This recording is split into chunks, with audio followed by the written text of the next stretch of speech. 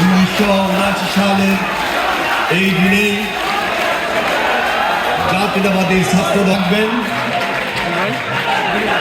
জাতীয়তাবাদী ছাত্র দলের সাবেক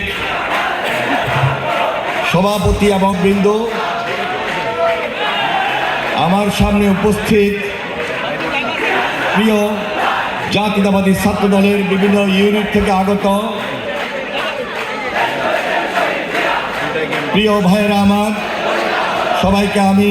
আজকের এই সভায় উপস্থিত হওয়ার জন্য এবং বিশেষ করে আমাদের প্রাণপ্রিয় দেশনেত্রী বেগম খালেদা জিয়া, বিএনপির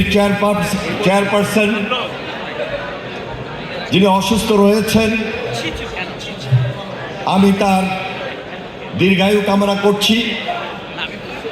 এবং ইনশাল্লাহ খুব শীঘ্রই উনি সুস্থ হয়ে আবারও আমাদের মাঝে থেকে কাজ করবেন এবং তার নেতৃত্বের প্রতি আমাদের যথেষ্ট শ্রদ্ধা রয়েছে। আগামী দিনে এই দেশে আমাদের ভারপ্রাপ্ত চেয়ারম্যান জনাব তারেক রহমানের নেতৃত্বে গণতন্ত্রের দিককে